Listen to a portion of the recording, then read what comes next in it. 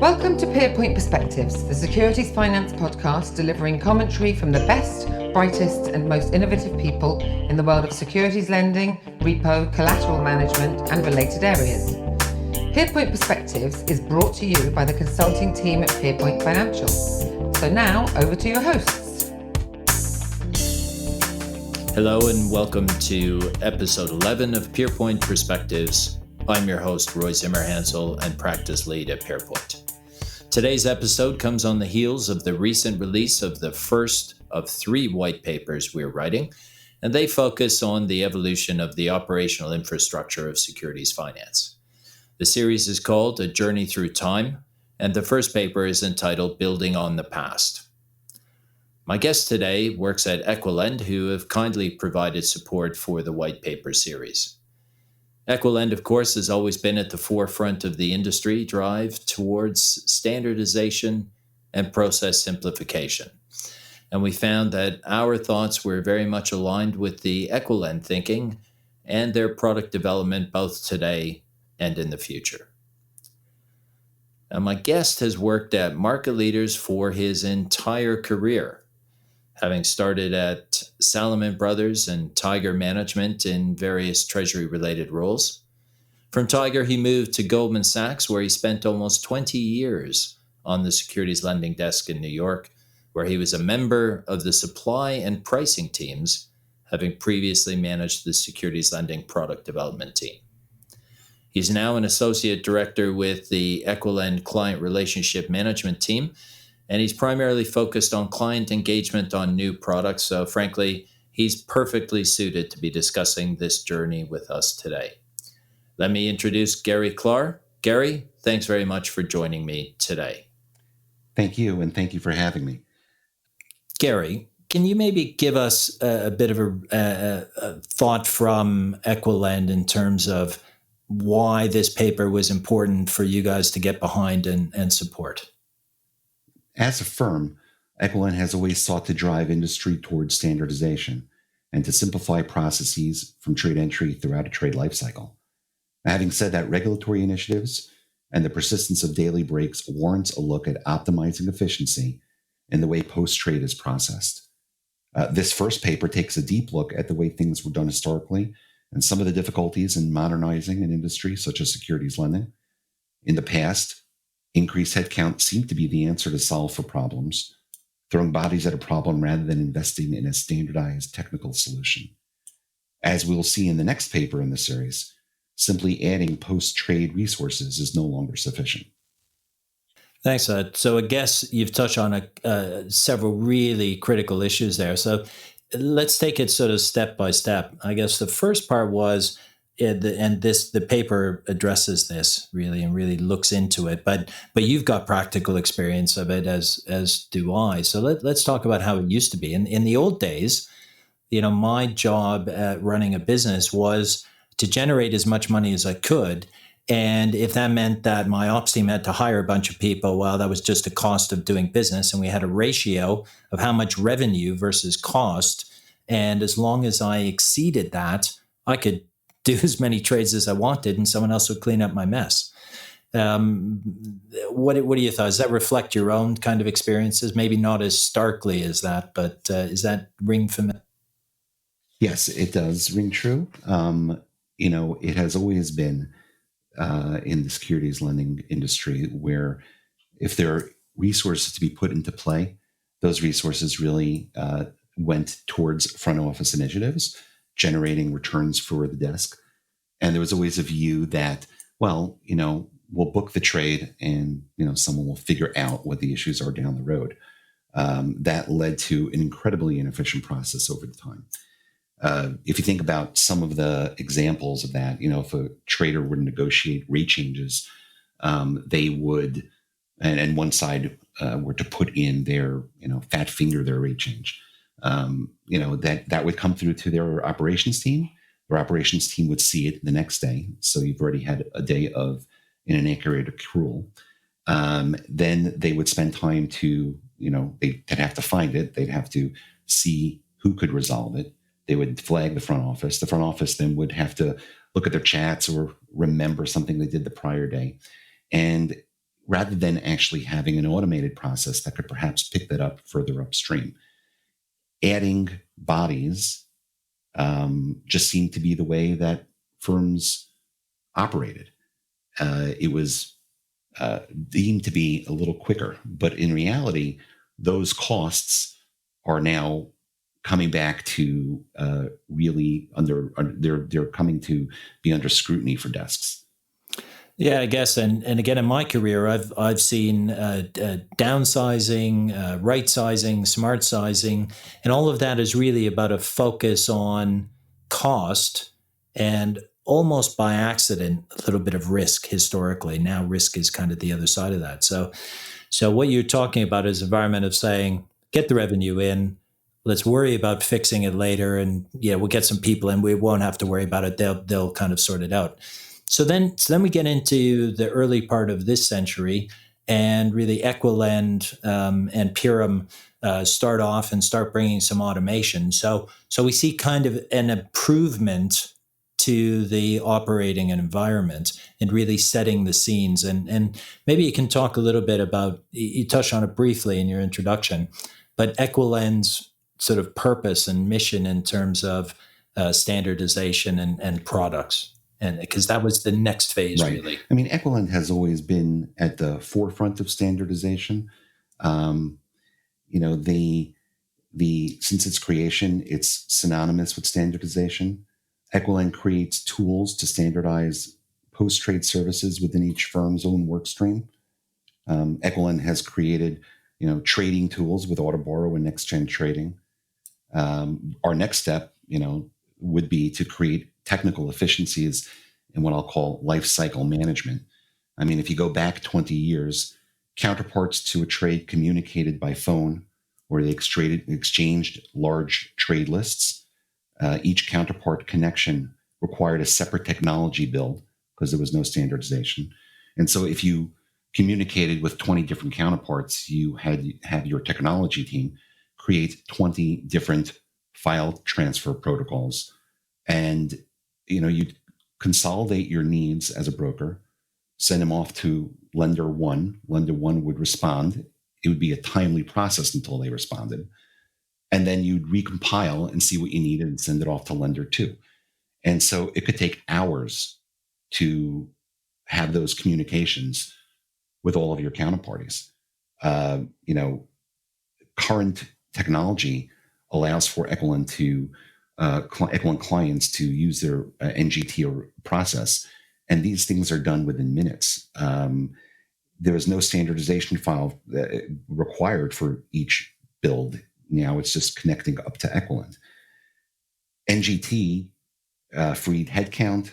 It added value by allowing traders to work on hard-to-borrows, and it allowed technology teams to focus their resources on other endeavors.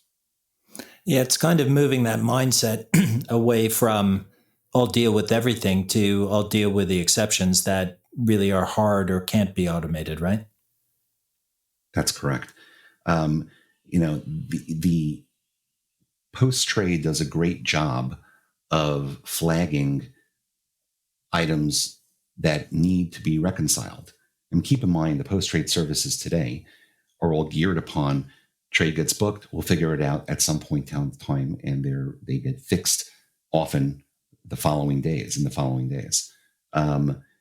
Those tools do highlight on a screen, and they do a pretty good job of it, of where the breaks are. But in order to actually research those breaks and resolve them, you need to hire more and more people to do that. Very inefficient process. Yeah, it's interesting, but I will tell you, challenges that I've seen at firms I've worked at is, you've got the issue of trying to get through the day, which is one point. But even if you do some root cause analysis and you want to do some remedial work to avoid problems in future, the truth is this is a bilateral business, and you're always reliant on your counterparties to make the same changes. So whether it's the same thing you were talking about before, where there might be a problem identified, but you're dependent on the other side to fix the issue at the same time in exactly the same way.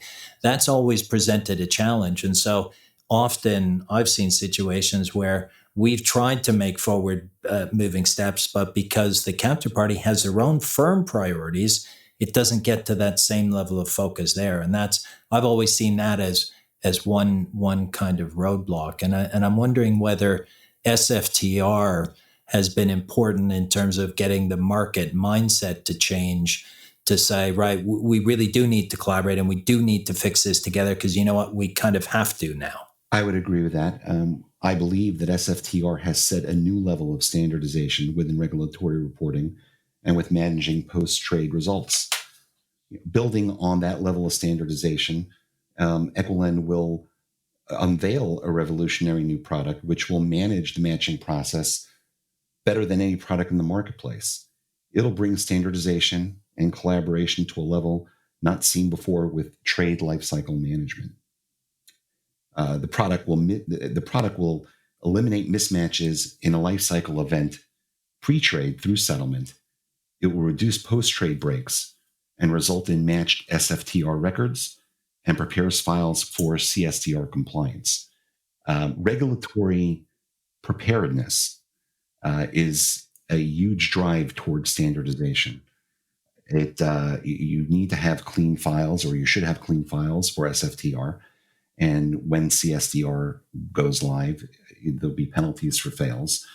Those are some of the reasons why the industry needs to move towards a process that will consolidate that earlier in the stream and result in cleaner files, reduced risk, increased operational efficiency.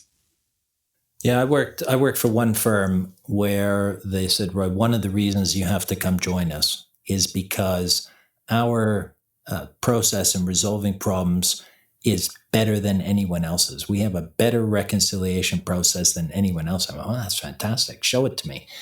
And they said, well, our traders are on the third floor. Yeah. And they went, well, the ops team, they're on the fourth floor, right? And so there's always a lag in resolving problems. So what we've done is on the fourth floor and on the third floor, we've put in videos. And so so someone in operations that has a problem with a ticket can go to the video and show the actual ticket and see why they actually have a problem, and that the trader will be able to see it. And that solves all the time they have going back and forth between stairs. So I guess everything's kind of a step evolution, because that was actually revolutionary in solving problems. So I'm curious, because that's kind of real time. And I know you've talked to me about sort of real time.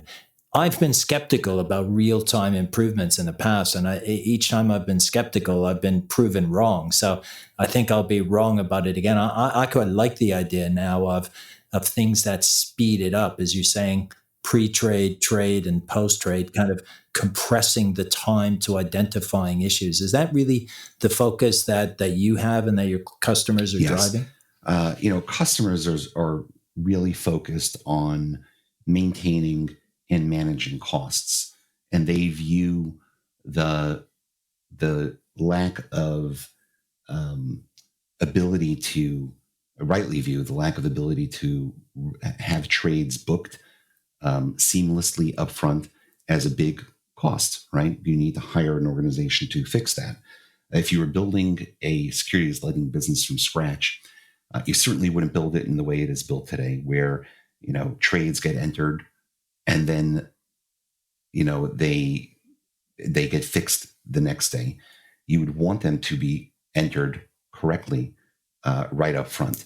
We believe that we have the ability to do that, and our new process will ensure that all life cycle events can be matched, and therefore reduce the need for operational inefficiencies on subsequent days. It will lead to reduced cost.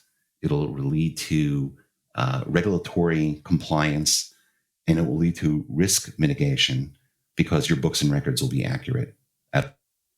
Gary, one of the things that we talked about in the preparation for this was the fact that you started off at Salomon Brothers.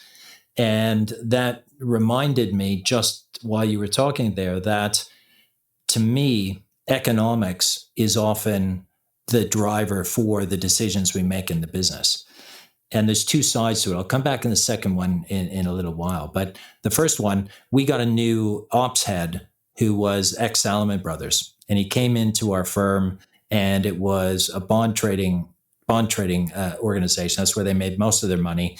And the first thing he did was make certain that all post-trade costs, whether it was fails or claims or errors or reconciliation issues, all of those immediately got charged back to the traders. And that was the first time anyone had, and this was the late 80s.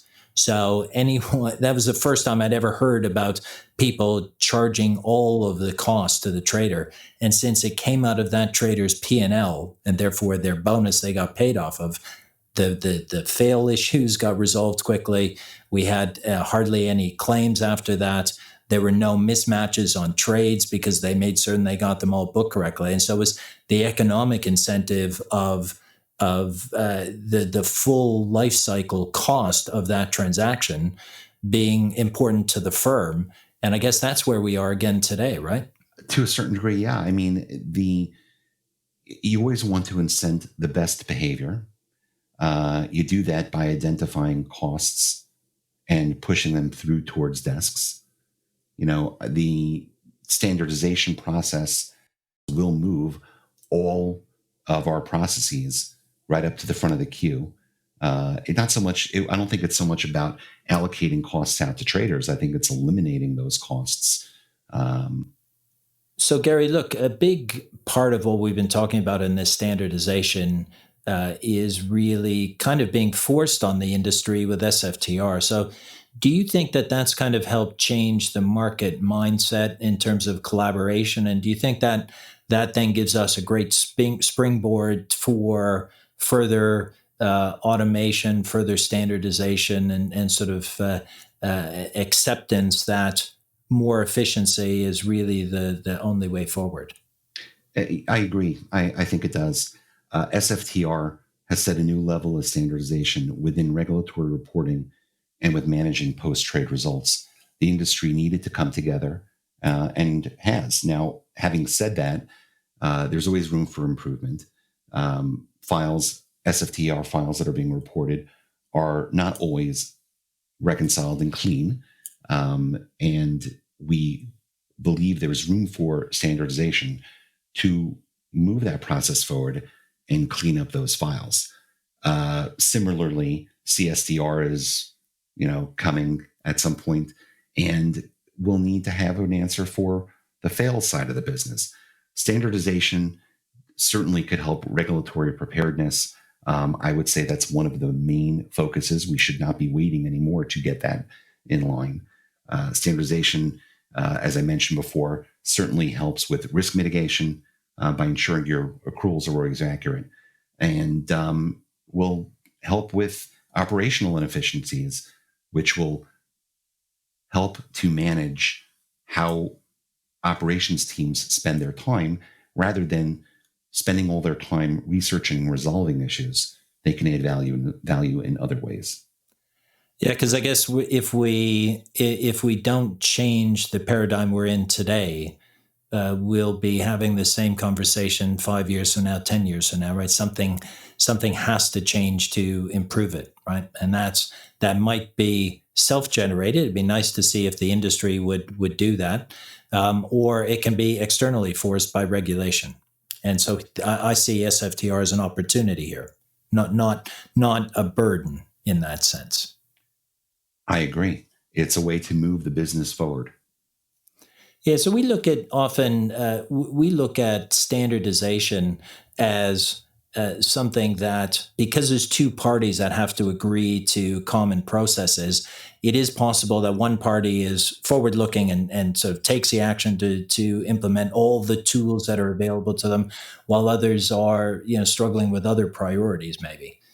And in that light, you can still get benefits out of improving your own operation, right? Would you agree with that? Or do you think it's really reliant on both parties to make any progress, or just one side improving their own internal operations actually just in and of itself is a benefit? One side certainly is a benefit, but clearly, if both sides improve their operations, they would achieve a greater benefit. Any event where two counterparties using individual work streams, different data points, different timing at different times throughout the day, they're bound to cause breaks. Problems persist primarily due to the nature of our business. From creation of a contract to contract termination, there are many trade lifecycle events, which can cause post-trade issues. Having both counterparts standardize and have seamless matching would certainly go a long way towards eliminating all of those pitfalls we discussed earlier. Yeah, and in terms of where we go from here, I guess part of this is EquiLend's coming up to a 20th anniversary celebration. But one of the things that we're talking about is moving to real time. Now, I haven't always been the biggest proponent of real time. And I've every time I've kind of said, well, I kind of get it, but not really. I've been proven wrong. And so now I'm a huge convert. And I think everything should be real time. And is that the direction that you're going and your customers want you to be going in? That's right. We are moving the process up to a near real time basis so that we can identify matching issues in a life cycle event of a trade. So anytime, someone opens a contract and makes a change, and that could be a mark, a rate, settlement instruction, div, corporate action, we want those processes to be identified near real time and resolved near real time. And then we wouldn't have to be in the situation where we are today, where post-trade is primarily identifying those issues, but identifying those issues on a delayed basis, and then resources need to fix those. So moving it up further in the queue will rectify a lot of the noise that operations spends its time trying to solve for. Yeah, and I guess really from our point of view, we're often talking to customers to say, as part of your investment program, we understand why you're trying to invest in the front end to get more trades done, to improve your connections to your customers, to improve that flow. We understand why you're investing in risk management, because that's what keeps firms sustainable. But we also think that you need to make certain that you're investing in your operations in line with your capacity improvement in order that you can continue to deliver the back end and actually execute what you've traded, kind of put your money where your mouth is, right? You can trade anything you like, but if you can't settle it efficiently, if you can't actually make it happen, if you can't track it, monitor it, control it, and reduce the risk of the life cycle, you're probably at times better off not to have done the trade in the first place. And so a big objective for the paper is to say, the paper series is that continue to invest. In the past few years, you've been forced to invest by regulations like SFTR. Now we're saying continue to invest to make certain that you remain competitive. And if you invest sooner, you and really adopt the tools that are out there and make the most use of them, you'll actually get a competitive advantage while everyone else is catching up to you. Any thoughts or views on that? No, I would agree with that. Clearly there was a point in time where if a trading desk was looking to make money, they devoted all their resources towards the front end. But now what clients really want is they want someone to help them maintain and manage their costs. Risk reduction, scalability, regulatory preparedness, and the technology, which is at the forefront of helping them preempt regulatory issues. Clients recognize, while that there have been innovations in post-trade technology, functionally it operates as it always has. Identify breaks for reconciliation.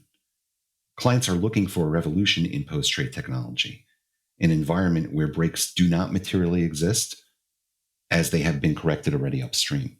And their ability to have corrected them will just save them and make them much more nimble and have the ability to deploy whatever capital they need back towards the front office. So, Gary, do you have any kind of closing thoughts or observations that you might want to share with the listeners? Yeah, clients just should be looking towards how they can move their business forward by making themselves more scalable and get into the mindset of investing into new technologies that will get them there. We believe at EquiLend that we have a product on the horizon that will help them do that. And by investing in those new technologies, they'll just reap the rewards on the back end as they'll make their businesses much more efficient. Great. And that's a good observation for the end. The truth is, it's really in the hands of the users to make the most of those tools. I think the interesting thing is EquiLend continues to expand in its locations and in the number of participants across the world. It's getting bigger every year. I'm really pleased to see that. I don't see how the industry can be successful without a better integrated, more efficient business. And I look at EquiLend as being at the heart of that. So, Gary, listen, thanks very much for your time. Really appreciate your thoughts and views. And of course, we appreciate the support for the white paper. The thoughts that you guys have given us in terms of the way the directions of the market are moving has really helped inform the views. And it's really echoing the things you're saying about customers. We hear that from the people that we're interviewing for these white papers. So thanks again. Appreciate your time. And maybe we'll see you with the next paper again, and we can talk about progress then. That's great, Roy. I look forward to it. Thank you. Okay. Thanks very much. Reflecting on the discussion with Gary, I'm taking away a few things. First, Gary shared with us his experiences of the past, where it was often the case that investment was made into front office initiatives because they were revenue generators, whereas operational issues were typically addressed with headcount additions. And the cost and inefficiencies of those legacy decisions either have been or will be a limiting factor to the expansion of the business in future. The interesting thing for me from what Gary was recounting is that the issues actually always get resolved. So it's not like the problems, stay forever. But while these issues remain outstanding, they represent a risk for market participants.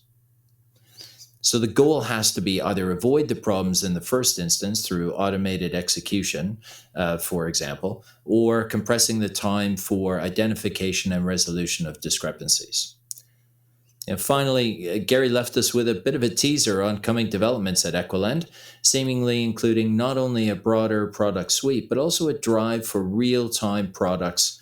So I'm quite excited to hear more about that. I shared with you the fact that, in the past, I wasn't always convinced about real-time.